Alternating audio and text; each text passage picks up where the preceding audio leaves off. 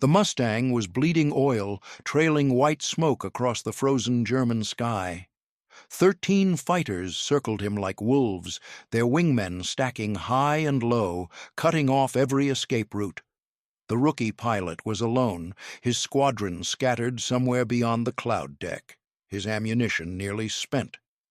He had been flying combat for exactly 11 days. The men hunting him had killed hundreds. What happened in the next 4 minutes would change everything the experts believed about the aircraft they had dismissed as a death trap. January 1944. The skies over occupied Europe had become the most dangerous airspace on Earth for American airmen. The 8th Air Force was bleeding. Every morning, hundreds of heavy bombers lifted off from English fields and flew east toward Germany, their contrails scratching white lines across the gray winter sky. Every evening, fewer returned. The mathematics of attrition were brutal and precise. Bomber crews measured their lives in missions, and the magic number was 25. Complete that many, and you could go home. But in early 1944, the statistical probability of reaching that milestone was roughly 1 in 4. The problem was simple to understand and seemingly impossible to solve. American bombers flew in daylight, visible to every German observer from the Channel to Berlin. British Bomber Command had abandoned daylight raids after catastrophic losses in 1940, switching to night operations where darkness offered some protection. But American doctrine was built on precision. The Norden bomb sight, that miraculous computing device that could supposedly drop a bomb into a pickle barrel from 20,000 feet, required visual identification of targets. Night bombing meant area bombing. Daylight bombing meant accuracy. It also meant dying in extraordinary numbers. The German air defense system had evolved into a lethal machine of interlocking parts. Early warning radar stations along the coast tracked incoming formations while they were still over the North Sea. Fighter controllers vectored interceptors toward the bomber streams with precise timing. Messerschmitt 109s and Focke-Wulf 190s hit the formations in waves, pressing attacks through walls of defensive fire, then breaking away to rearm and refuel while fresh squadrons took their place. By the time the bombers reached their targets, they had often been under continuous assault for 3 hours or more. The B-17 Flying Fortress and B-24 Liberator carried formidable armament. Each aircraft bristled with machine guns, and formations flew in tight defensive boxes designed to create overlapping fields of fire. The theory was that any attacking fighter would have to fly through a concentrated barrage from dozens of guns. In practice, experienced German pilots had learned exactly where the blind spots were, exactly how to time their diving attacks to minimize exposure, exactly how to concentrate on stragglers and cripples separated from the protective formation. The solution was escort fighters. Everyone knew it. The problem was range. American fighters based in England could escort the bombers partway to their targets, then had to turn back as their fuel ran low. The Germans understood this perfectly. They simply waited. Let the escort fighters reach their limit and head home, then attack the bombers during the long hours when they flew unprotected. It was a tactical equation that favored the defender absolutely. The Republic P-47 Thunderbolt was a magnificent aircraft, perhaps the most rugged single-engine fighter ever built. It could dive like a meteor and absorb punishment that would have destroyed any other machine in the sky. But it drank fuel at a prodigious rate, and even with external drop tanks, it could not accompany the bombers deep into Germany. The Lockheed P-38 Lightning had longer legs, but its twin engines complicated maintenance, and the aircraft suffered mechanical problems in the extreme cold of high altitude over Europe. Neither could solve the fundamental problem. Then there was the P-51 Mustang. The aircraft had an unusual history. Designed and built in an extraordinary 117 days in 1940, the Mustang was originally conceived as a fighter for the Royal Air Force, which needed every aircraft it could acquire during the Battle of Britain. North American Aviation had never built a fighter before. The company was known for training aircraft, competent but unglamorous machines, yet the design team, led by Edgar Schmood, produced something remarkable: an airframe of exceptional aerodynamic efficiency with a laminar flow wing that reduced drag to unprecedented levels. The original Mustang used an Allison V1710 engine, a capable power plant that performed well at low altitudes but lost effectiveness above 15,000 feet. The RAF employed early Mustangs for ground attack and tactical reconnaissance, roles where their speed and range were useful but where their altitude limitations did not matter. American commanders looked at the aircraft and saw its weaknesses: too slow at altitude, insufficient climb rate, adequate for secondary duties, perhaps, but not a frontline fighter. The reputation stuck. Pilots talked about the Mustang with skepticism. A pretty airplane, they said, but not a serious weapon. Some called it a flying coffin, an aircraft that looked good on paper but would get you killed in a real fight against the Luftwaffe's best. What changed everything was an engine. British engineers at Rolls-Royce had been experimenting with fitting their Merlin engine into the Mustang airframe. The Merlin was the power plant that had won the Battle of Britain, a supercharged marvel that maintained its power at high altitudes where the Allison faded. When mated to the Mustang's efficient airframe, the combination was transformative. The aircraft became something entirely new, fast at every altitude, maneuverable, and blessed with a range that exceeded any single-engine fighter in the world. The P-51B entered service with the 8th Air Force in December 1943. By January, the first groups were flying combat missions over occupied Europe. But reputation is a stubborn thing. Many pilots still viewed the Mustang with suspicion. The old prejudices lingered, and the men flying these first missions were often fresh from training, inexperienced in combat, learning their trade against an enemy that had been perfecting the art of aerial warfare for 4 years. The German fighter force in early 1944 was arguably at its peak of effectiveness. Pilot quality remained high, with many veterans who had accumulated hundreds of combat hours over multiple theaters. Their aircraft were excellent, continually improved and refined. Their tactics were sophisticated, built on hard experience. They fought over their homeland, with short distances to their bases, with every advantage that defense provides. Into this lethal environment flew the new Mustang groups, filled with young Americans who had never seen combat, flying aircraft that many experts still doubted. If this history resonates with you, consider subscribing so these stories continue to be told. His name was recorded in squadron records like thousands of others, a young man from the American heartland whose path to a cockpit followed a pattern common to his generation. Before the war, he had been unremarkable in the ways that matter to historians and remarkable in the ways that matter to families. Small-town origins, the kind of place where everyone knew everyone, where Friday nights meant high school football and Sundays meant church. He had grown up during the Depression, learning early that nothing came easy, that work was the answer to most questions, that complaining solved nothing.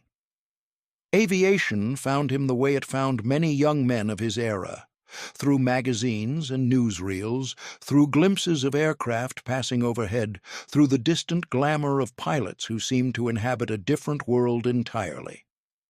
Charles Lindbergh had crossed the Atlantic when he was just a boy, and the image of that lean figure standing beside the Spirit of St. Louis had imprinted itself on an entire generation. Flying meant freedom. Flying meant possibility. Flying meant escaping the limitations of geography and circumstance. He took odd jobs to afford flying lessons, saving nickels and dimes with the patience of someone who understood that worthwhile things required sacrifice. The local airfield was nothing fancy, just a grass strip with a few hangars, but it was enough. A battered biplane trainer, an instructor who had learned to fly barnstorming in the 20s. Hours of practice in the pattern, learning to feel the aircraft, to anticipate its movements, to think in 3 dimensions. When the war came, the choice was obvious. He was young, he could fly, and his country needed pilots. The Army Air Forces were expanding at an almost incomprehensible rate, transforming from a modest service into the largest air armada in human history. Training programs accelerated to match the demand. Young men who might have spent years learning their craft in peacetime were compressed through the pipeline in months. Primary training in a Stearman biplane, mastering the basics of takeoff and landing, of stalls and spins, of flying by instruments when the horizon disappeared. Basic training in the BT-13, a heavier machine that demanded more attention, that punished sloppy technique. Advanced training in the AT-6 Texan, the aircraft that separated future fighter pilots from future bomber pilots, that revealed who had the reflexes and aggression for single-seat combat. He made the cut. Not everyone did. The washout rate was significant, and those who failed were reassigned to other duties, navigators or bombardiers or gunners. Those who passed received their silver wings and the gold bars of second lieutenants, symbols of accomplishment that meant everything and nothing simultaneously. Everything because they represented months of effort and the achievement of a childhood dream. Nothing because the real test was still ahead. Operational training followed. This time in the aircraft he would fly in combat. For him, that aircraft was the P-51B Mustang. First impressions stayed with pilots forever. The Mustang was smaller than he expected, more delicate-looking than the brutish P-47s he had seen on training fields.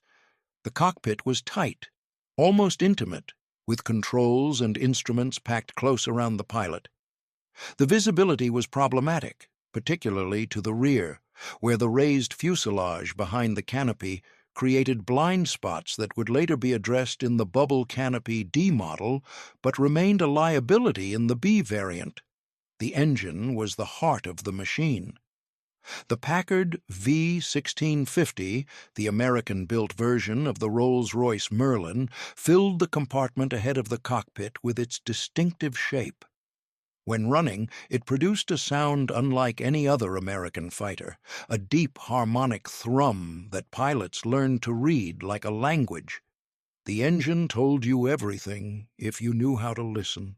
Range training was essential for Mustang pilots because range was the aircraft's purpose. They practiced long-distance navigation over the American Southwest, learning to conserve fuel, to lean the mixture for maximum economy, to plan for the unexpected. A P-51B with full internal fuel and drop tanks could fly for nearly 6 hours, a duration that would have seemed fantastical to pilots of earlier fighters. But 6 hours in a single-seat cockpit was also exhausting, demanding constant attention, constant vigilance. Gunnery training revealed the Mustang's other secret. The aircraft carried 650 caliber machine guns in its wings, a devastating armament when properly employed. But the P-51B had a known problem. In certain maneuvers, particularly high-G turns and pullouts, the guns could jam. The ammunition feed system was vulnerable to the forces generated by aggressive flying. This was a flaw that armament specialists were working to address, but in early 1944, it remained a concern. He learned the theory of combat, the tactics developed by those who had gone before. Energy management, the importance of altitude and speed. Never turn with an enemy who could outturn you, use your advantages, deny him his. The lessons were abstract in a classroom. They would become concrete very soon. The voyage to England was long and uncomfortable, transport ships crowded with young men heading toward a war that few of them truly understood. England itself was a revelation, ancient and strange, cold and gray, filled with people who spoke a familiar language in an unfamiliar way. The air bases were scattered across the English countryside, temporary cities of corrugated metal huts and muddy paths, of grinding machinery and constant activity. His squadron was part of a fighter group recently converted to P-51Bs, still working out the complexities of the new aircraft. The veterans who had flown P-47s viewed the Mustang with mixed feelings. It was faster, certainly, and the range was extraordinary. But it felt fragile compared to the Thunderbolt. The Jug could absorb tremendous punishment and keep flying. The Mustang's liquid-cooled engine was vulnerable to a single bullet in the wrong place. Lose your coolant, and you had minutes before the engine seized. There was no flying home on a damaged Mustang the way you could sometimes coax a wounded Thunderbolt back across the channel. He absorbed everything, watching the veterans, listening to their conversations, noting which pilots came back from missions energized and which came back quiet. The rhythm of combat operations became familiar. The early morning briefings, the flight planning, the waiting, the release, the long climb into the cold, the hours of tedium punctuated by moments of terror, the debriefings, the empty chairs. His first missions were relatively uneventful, the kind that broke in new pilots without breaking them. Escort duty on the fringes of the bomber stream, watching for threats that never materialized, learning how to hold formation through hours of flight, how to stay alert when nothing seemed to be happening. Some pilots found the boredom almost worse than combat. He used it to study, to observe, to prepare. By his 11th day of combat operations, he had yet to fire his guns in anger. He had seen German fighters in the distance, black specks weaving through the bomber formations, but never close enough to engage. He had seen bombers falling, trailing smoke and fire, and he had felt the helplessness of being too far away to do anything about it. He had learned that war from the air was often about watching terrible things happen while maintaining discipline, holding your position, trusting the larger pattern even when it seemed impossible. What he had not yet learned was what it felt like to be the prey. The problem confronting American fighter commanders in early 1944 was more complex than simple range. It was a problem of doctrine, of tactics, and ultimately of arithmetic. Escort fighters had two potential missions, and they were fundamentally incompatible. The first mission was staying with the bombers, flying close protection, driving away attackers before they could press their attacks. This was what bomber crews wanted, what they begged for in their letters home and their debriefings. Stay with us. Don't leave us alone. The second mission was seeking out and destroying enemy fighters, reducing the Luftwaffe's strength, achieving the air superiority that would make future operations safer. This required freedom to hunt, to pursue retreating enemies, to catch them on their airfields where they were vulnerable. It meant leaving the bombers, at least temporarily. The tension between these missions had no easy resolution.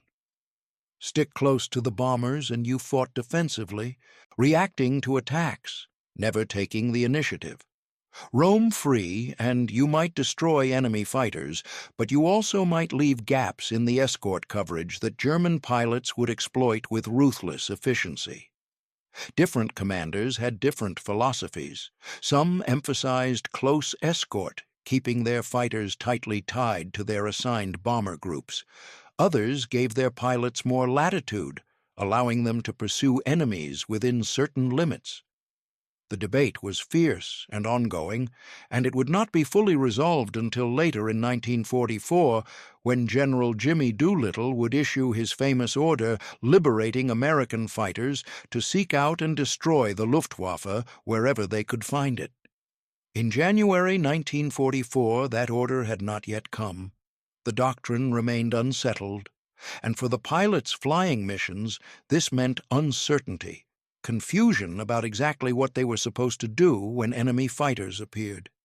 The German tactical problem was different but equally challenging. The Luftwaffe had finite resources and infinite demands.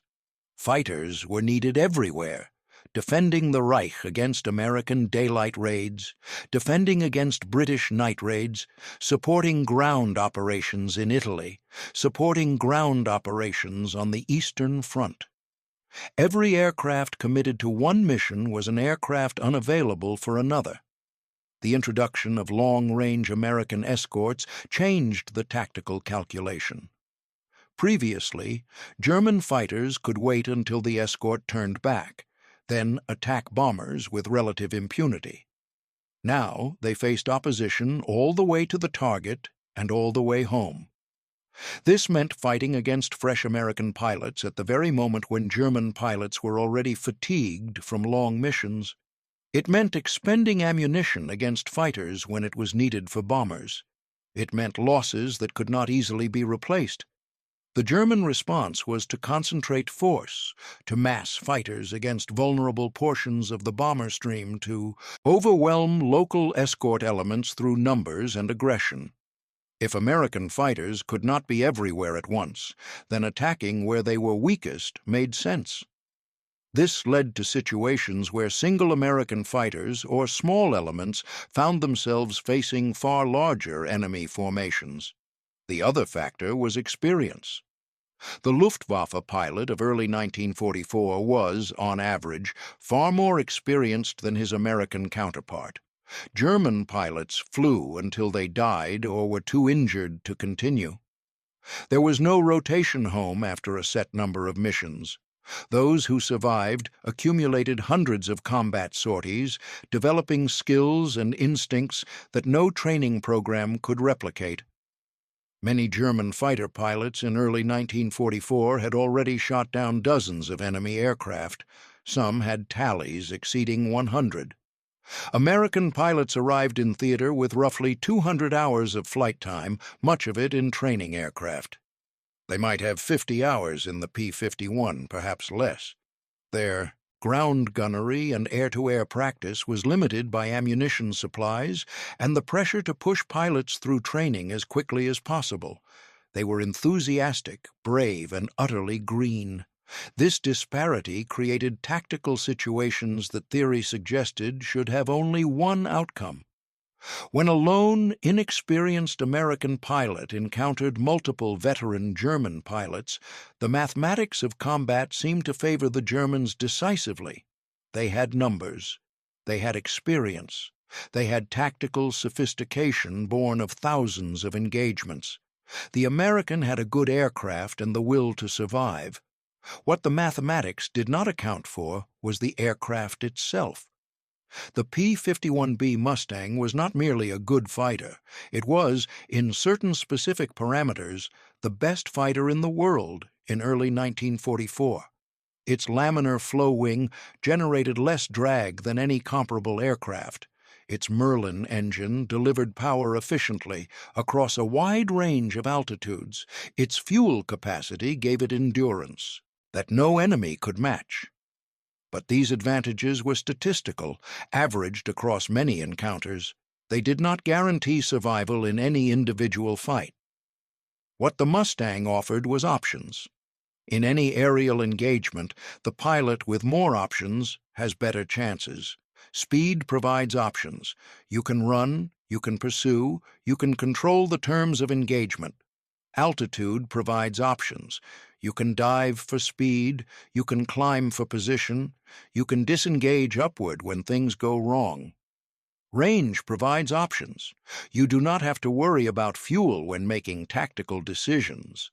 The German fighters of 1944 were excellent aircraft, but they were optimized for different parameters. The Bf-109 was a superb climbing machine with a small airframe that was easy to build and maintain. The FW-190 was a robust, heavily armed fighter that excelled in diving attacks and could absorb significant damage. Both were dangerous opponents. Neither could match the Mustang's combination of speed and range. This did not mean the Mustang was invincible. Far from it. The aircraft had vulnerabilities that experienced enemy pilots knew how to exploit. The liquid-cooled engine was a single point of failure. The early B models had those gun-jamming problems. The visibility to the rear was poor. A skilled German pilot who achieved surprise, who attacked from the Mustang's blind spots, who hit the coolant system with his first burst, could kill a Mustang as easily as any other fighter. But in a prolonged engagement where the American pilot could see the threats and react to them, the Mustang's advantages began to tell. Speed bought time. Time created opportunities.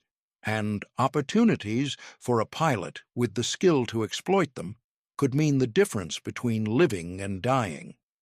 The question was whether a pilot with 11 days of combat experience possessed that skill. The mission was a deep penetration escort, the kind that only the P-51 groups could fly. The target was somewhere in central Germany, a factory complex producing components essential to the German war machine. The bomber force was substantial, hundreds of B-17s and B-24s assembling over England in the dark pre-dawn hours, forming into their combat boxes, droning eastward across the North Sea. The escort plan called for relay coverage, with P-47 groups handling the first portion of the route, then handing off to P-51 groups for the deep penetration where the Thunderbolts could not reach. He remembered the briefing room, the large map of Europe with colored strings marking the route, the intelligence officer describing expected fighter opposition, the weather officer predicting cloud cover that might or might not materialize. The group commander had emphasized staying with their assigned bomber formation, maintaining visual contact, not getting drawn away by feints or decoys. The takeoff was routine. The climb to altitude was routine. The join-up with the bomber stream was routine. Cold seeped into the cockpit despite the heating system's best efforts. The oxygen mask chafed against his face. The hours passed in the particular combination of boredom and vigilance that characterized escort missions, eyes constantly scanning the sky, checking the instruments, checking fuel state, checking position relative to the bombers. Somewhere over Germany, the radio crackled with reports of enemy fighters. Bandits were being vectored toward the formation. Other escort elements reported engaging. From his position he could see nothing, just the vast armada of bombers plowing steadily toward their target, contrails streaking behind them like chalk marks on slate. Then his element leader called a turn, and in the confusion of maneuvering, something happened. A cloud bank appeared where the weather briefing had promised clear air. The formation element entered it, and when they emerged, everything had changed. He was alone. In aerial combat, separation from friendly aircraft is among the most dangerous situations a pilot can face.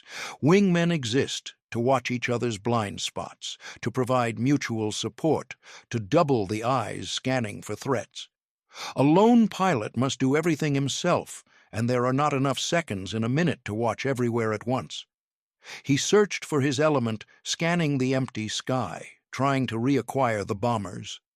Radio calls went unanswered or were garbled with static. The cloud deck had disrupted everything, scattering aircraft that had been in tight formation moments before. Somewhere out there, the fight was happening without him. He made a decision to climb, gaining altitude to improve his view, to potentially spot the bomber stream by their contrails. It was standard procedure for a lost escort, sound doctrine. It was also the decision that exposed him. They came from above, emerging from the bright winter sun in a textbook bounce, the kind that had killed hundreds of Allied pilots. He saw shadows first, then shapes, then the distinctive silhouettes of enemy fighters descending in a coordinated attack. His stomach dropped before his conscious mind had fully processed the threat. The initial count was impossible to determine precisely. In combat, under stress, with aircraft moving in 3 dimensions at closing speeds measured in hundreds of miles per hour, counting enemies is nearly impossible. Later, in the debriefing, intelligence officers would try to establish numbers based on his account and whatever corroborating information existed. The figure that emerged was 13 enemy aircraft, a mix of Bf-109s and FW-190s, operating as a coordinated unit with experienced pilots at the controls. 13-1. The mathematics suggested a very short fight. His first reaction was instinctive, the product of training drilled so deeply it bypassed conscious thought. He broke hard into the attack, turning toward the leading enemy fighter, forcing an overshoot, buying seconds. The Mustang responded beautifully, rolling and pulling, the G-forces pressing him into his seat. The first attacker flashed past, his firing solution spoiled by the sudden maneuver. But there were more behind him, many more. The next minutes existed outside normal time. Survival demanded total focus, processing information faster than conscious thought allowed. He fought on instinct, reacting to threats as they developed, using every scrap of energy the Mustang could generate, turning and diving and climbing and rolling in a continuous dance of evasion. The Mustang's speed became his shield. When enemies pressed too close, he dove, accelerating away until he could pull up and gain separation. The aircraft could do this repeatedly, its clean design letting it build speed faster than the German fighters could follow. But each dive cost altitude, and altitude was finite. The Germans were not amateurs. They maintained coordination despite his maneuvers, taking turns attacking while others positioned for the next pass. Standard German tactics called for exactly this kind of methodical reduction, forcing the victim to burn energy in repeated defensive breaks until exhaustion or error created an opening. He fired when opportunities presented themselves, brief snapshot bursts at crossing targets. Whether he hit anything was impossible to know. In that kind of fight, with aircraft spinning through his gun sight for fractions of a second, accurate shooting was nearly impossible. What mattered was staying alive. The oil pressure gauge began to drop. Somewhere in the chaos, a round had found its mark. The Mustang was wounded, bleeding its lifeblood into the German sky. He watched the needle falling and calculated how long he had before the engine seized. The decision came not from reason, but from something deeper, a refusal to accept the apparent outcome. He pushed the throttle forward, demanding everything the engine could give while it still could give anything. The Mustang surged, accelerating in a shallow dive toward the cloud deck that had separated him from his element. Behind him, the enemy fighters reacted, but they had been fighting too, burning fuel, expending ammunition. Their coordination began to fray as some pursued and others hesitated. The pack lost its cohesion. He reached the clouds with the engine temperature climbing dangerously, oil pressure still falling, smoke beginning to trail from the cowling. The gray swallowed him, hiding him from his pursuers, buying time that could be measured in heartbeats. In the clouds, he pointed the Mustang west, toward England, toward survival if the engine held. The engine held, barely, improbably. Long enough for him to cross into friendly territory, long enough for him to find an emergency field, long enough for him to put the wounded Mustang down in a landing that was more controlled crash than proper arrival. He was shaking when he climbed out of the cockpit.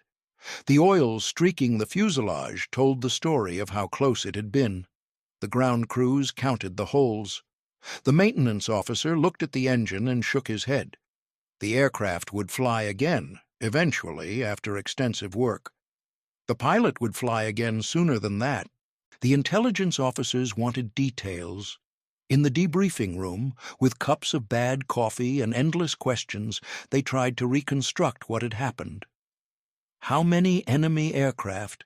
He thought 13, perhaps more, perhaps fewer. It was impossible to be certain. When you are fighting for your life, you do not count systematically. How long did the engagement last? The elapsed time seemed like hours, but was probably around 4 minutes from initial contact to reaching the clouds. Again, impossible to know precisely. Time distorts under stress. Did he observe any enemy aircraft destroyed? He could not claim any confirmed kills. He had fired, yes, but in conditions that made accurate assessment impossible. Rounds had left his guns and flown toward enemy aircraft. Whether they struck, whether they caused damage, whether any German fighters went down, these were questions without answers. What they could establish was simpler. He had encountered a vastly superior force, had survived, had brought his damaged aircraft home. This alone was noteworthy. Many pilots in similar situations had simply disappeared, their fate unknown until records were captured after the war. The more interesting question was how he had survived. His account emphasized the Mustang's performance, the speed in the dive, the ability to accelerate away from pursuit, the responsiveness of the controls in hard maneuvering. He had not outfought 13 enemy pilots. That would have been impossible. He had outrun them, using his aircraft's advantages to create separation whenever they closed to killing distance. This matched what the theorists had predicted, but what few had yet proven in combat. The P-51B, properly flown, could survive situations that should have been fatal. Its speed gave it escape options that other fighters lacked. Its energy characteristics allowed repeated defensive maneuvers without the rapid deterioration in performance that plagued other types. Word spread through the group, then to other groups, then through the broader community of 8th Air Force fighter pilots. The story grew in the telling, as stories do. Specifics shifted and blurred. What remained constant was the central truth. The Mustang could do things that no one had quite believed until someone proved it. The skeptics who had called it a flying coffin grew quieter. The pilots who had mourned their reassignment from P-47s began to see their new aircraft differently. Perhaps the Mustang was not the fragile death trap its reputation suggested. Perhaps its vulnerabilities were outweighed by capabilities that only emerged in extremis. This was not a sudden revolution. Attitudes do not change overnight, especially attitudes built on the accumulated prejudices of an institution. But it was a beginning. The group commander took notice. A pilot who could survive that kind of encounter was worth studying, worth learning from. The debriefing reports circulated to the squadron commanders, who discussed them with their flight leaders, who talked about them with their wingmen. The details mattered less than the principle. Trust your aircraft. Other pilots began to fly their Mustangs more aggressively. The defensive mindset that had characterized some early missions, the focus on avoiding damage, on cautious engagement, on staying out of trouble, began to shift toward something more assertive. If the Mustang could extract a pilot from 13-to-1 odds, what could it do when the numbers were more favorable? The maintenance crews developed new respect for the aircraft as well. The Mustang that had limped home with failing oil pressure should, by any reasonable analysis, have left its pilot in a German prison camp or a German grave. That it had carried him back was partly luck, partly pilot skill, and partly something inherent in the aircraft's design, a margin of survival built into its engineering. The pilot flew again within days, back in a repaired Mustang, back over Germany. His 11th day of combat had been memorable. His 20th was less so, then his 30th, then his 40th. He accumulated experience the way his predecessors had accumulated hours in the older fighters, learning the rhythms and secrets of air combat, becoming one of the veterans who watched skeptically as new pilots arrived fresh from training. The missions continued through the winter and into the spring.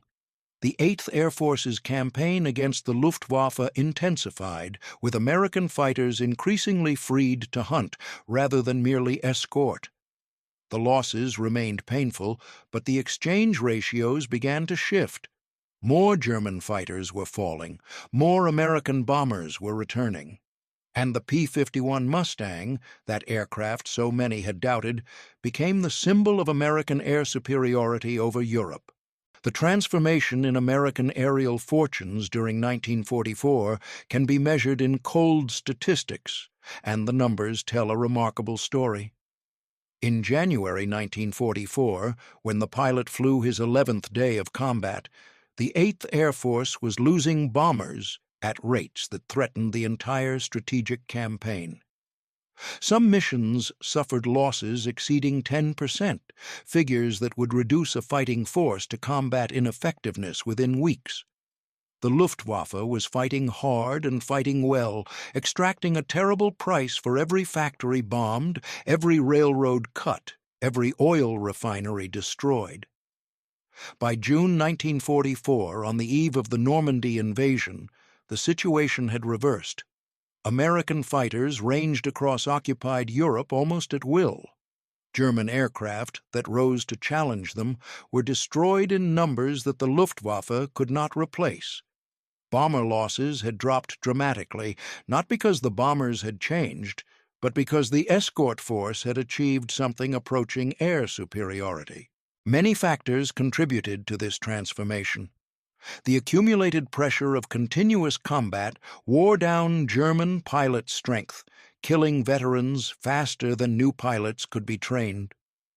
Fuel shortages began to constrain German flight training and operations. American production overwhelmed German production by margins of 10-1 or more. But at the operational level, the instrument of transformation was the long-range escort fighter, and the most important long-range escort fighter was the P-51 Mustang. The aircraft's range allowed American commanders to implement tactics that had been impossible with shorter-legged fighters. Instead of merely defending bombers, Mustang groups began actively seeking out enemy fighters, attacking them in the air and on the ground, attriting the Luftwaffe's strength in a relentless campaign of destruction.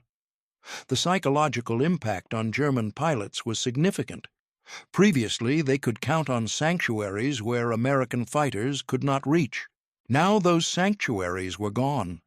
Mustangs appeared over Berlin. Mustangs appeared over airfields deep in Germany. Mustangs appeared everywhere, and there was no place to hide. For the bomber crews, the change was visible and profound. The Mustangs that accompanied them to targets and back, that drove off attackers, that made the impossible mathematics of survival merely difficult, these aircraft became objects of something approaching reverence.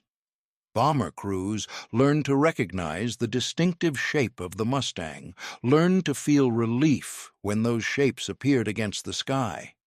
The pilot from that January mission flew through all of this, watched the change happening around him, participated in the transformation. His experience became unremarkable only because so many others had similar experiences. Survival rates improved. Confidence grew. The flying Coffin reputation faded into memory, replaced by a new understanding of what the aircraft could do. By the end of the war in Europe, P-51 Mustangs had destroyed more enemy aircraft than any other American fighter type. The groups flying them produced some of the highest-scoring American aces of the war. The aircraft went on to serve in the Pacific, in the Korean War, in air forces around the world for decades after. But the numbers only tell part of the story. What the statistics cannot capture is the human element, the thousands of individual decisions made by pilots in cockpits, the accumulated wisdom of experience, the growing confidence in machinery that proved itself mission after mission. The pilot who survived 13-1 odds became one of thousands of Mustang pilots who helped win the air war over Europe. His story was exceptional only in its extremity, a compressed example of what the aircraft offered to those who flew it. The ability to survive when survival seemed impossible, to fight when fighting seemed hopeless, to come home when coming home seemed beyond reach. The pilot survived the war. Many did not.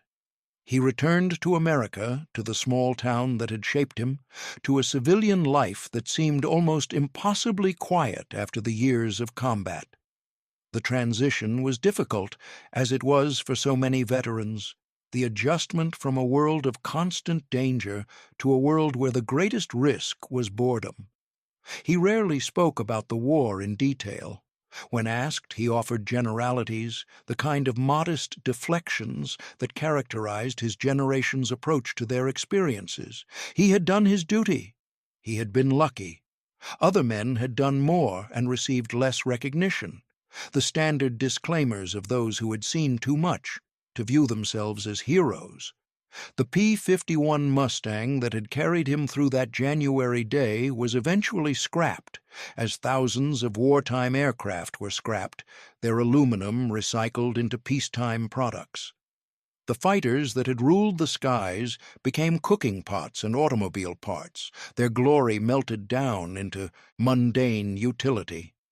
But the aircraft lived on in other forms. Mustangs flew in air races and in air shows. Collectors preserved examples with reverent care.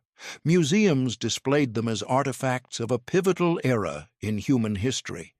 The design influenced post-war aviation in ways both obvious and subtle, a benchmark against which subsequent fighters were measured.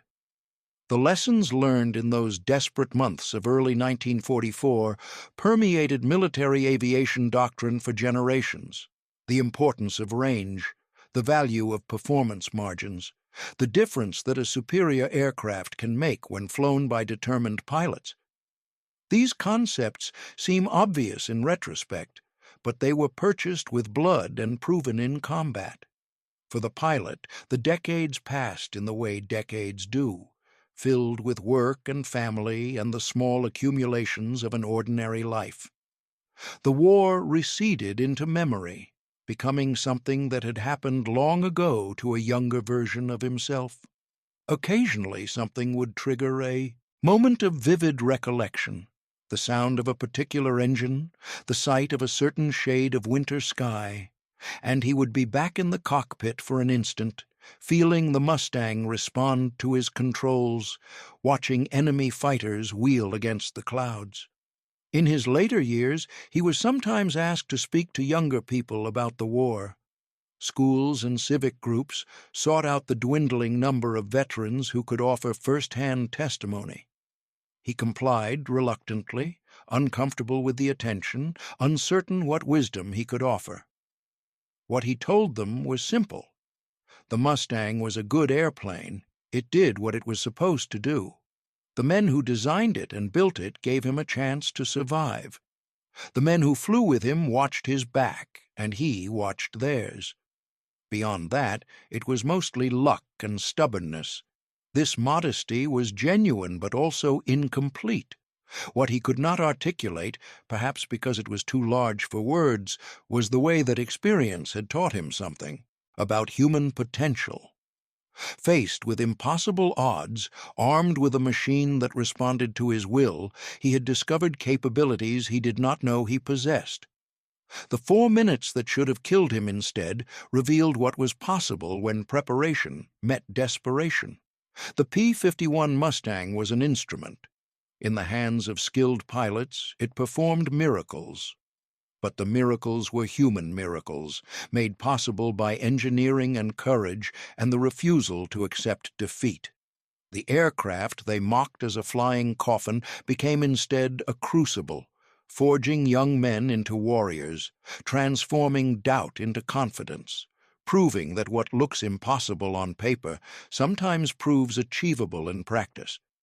Decades later, when aviation historians assembled their rankings of the great fighters of the Second World War, the P-51 Mustang invariably appeared at or near the top of every list. The criticisms of 1943 had been answered by the evidence of 1944 and 1945. The aircraft's reputation, once so troubled, had become unassailable, and somewhere in the long chain of missions and moments that transformed that reputation, there was a January day when a rookie pilot with 11 days of experience faced 13 veterans in 4 minutes of terror and lived to tell about it. Not because he was exceptional, but because his aircraft gave him the chance to be. The machine and the man, bound together in a crucible of combat, each revealing what the other could become. That is what survival teaches, when survival comes as a gift rather than a guarantee. The tools matter, the training matters, the preparation matters, but in the final moment, what matters most is the will to use every advantage, every second, every option, to stay alive long enough for skill to triumph over odds. The flying Coffin carried them home, those young Americans who trusted it despite the doubts. And in doing so, it helped win a war and shaped a century.